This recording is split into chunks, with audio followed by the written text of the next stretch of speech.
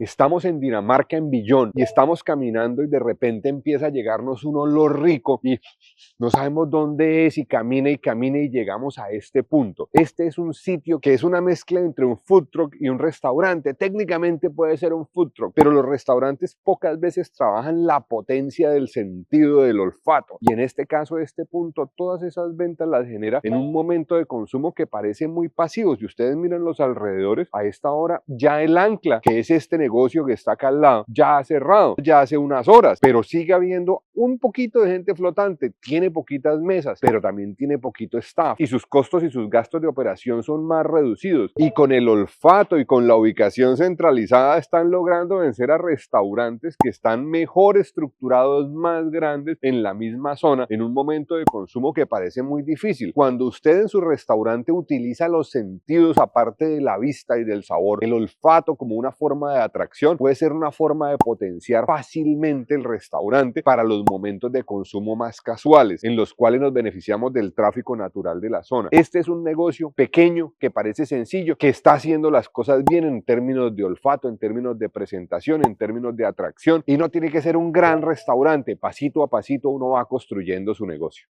Repita después de mí, más ventas no son más rentabilidad en el restaurante. Más ventas no es igual a más rentabilidad en el restaurante. Las ventas están en la parte superior del informe de resultados. Las utilidades están al final. Las utilidades dependen de toda la parte aburrida del restaurante, del control de costos, del control de gastos, del control de nómina, de cómo hago el manejo interno del restaurante. Todo lo que está debajo de las ventas son menos.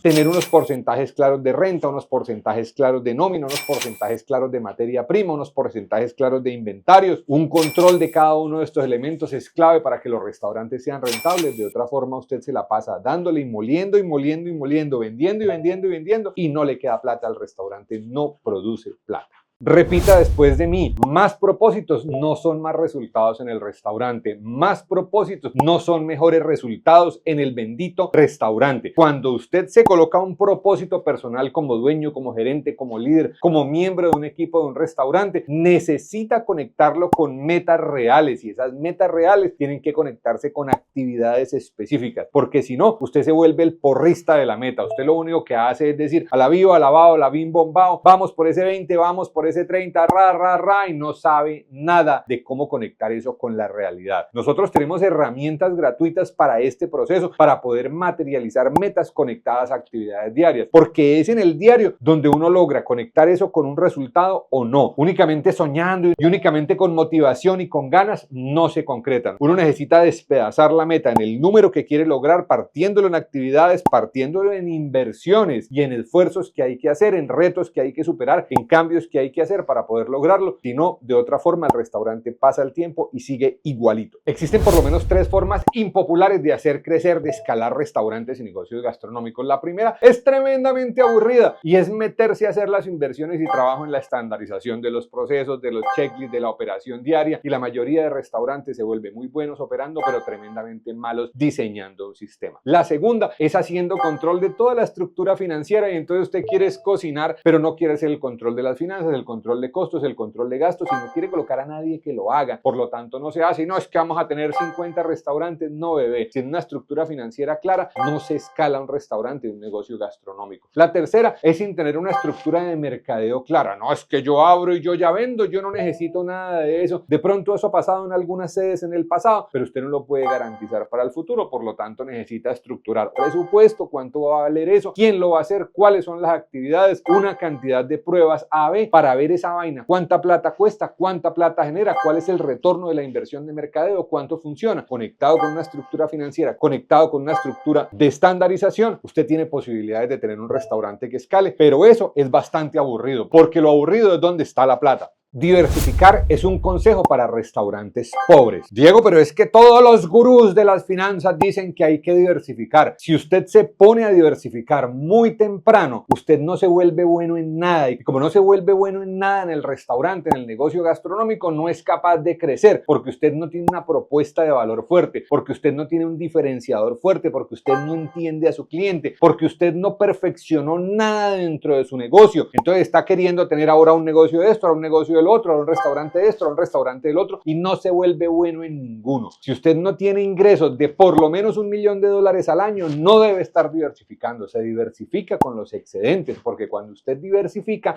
aumenta el riesgo. No es que disminuye el riesgo, no, aumenta realmente porque usted solamente sabe hacer una cosa, y cuando se mete con otra, usted lo que está haciendo es aumentar el riesgo para usted. En la medida en que usted entiende que el riesgo es la incertidumbre porque usted no tiene unas capacidades en esa industria, en esa empresa, en ese tipo de restaurante, en ese tipo de negocio, sino en el otro, porque usted le fue bien en restaurante de tacos, no le tiene por qué ir bien en restaurante de pizza, no le tiene por qué ir bien en un restaurante de fine dining, porque son modelos de negocio diferentes en la misma industria. Diversificar demasiado temprano en vez de producir riqueza, lo que produce es pobreza, porque aumenta las posibilidades de que en un porcentaje de esos de los cuales usted no sabe, no tenga la capacidad económica, de equipo, de conocimiento, de resistencia para poder sacar ese negocio adelante. El cliente va al restaurante a comprar, él no va a que le regalen nada, pero nadie le vende. El mesero escasamente le transporta la comida. El personal de servicio no está atento a qué razones y momentos de consumo hay. El personal de servicio ni siquiera conoce las 7 variables que nosotros entrenamos en el juego, en el kit de entrenamiento jugable para meseros. No tiene un guión y tampoco están entrenados en hospitalidad. Entonces, como no tienen nada, ni entienden el servicio por micromomentos, lo único que hacen es esperar a ver el cliente que pide. O está el opuesto, que cree que venderle es embutirle todo lo que pueda de la carta al cliente, y ninguna de las dos opciones son correctas. El mesero debe ser líder de experiencia, debe estar atento a qué está pasando en la mesa, cuáles son las razones y los momentos de consumo para potenciar esos momentos de consumo con productos, con servicios de los que el restaurante tiene. Y eso requiere entrenamiento y capacidad.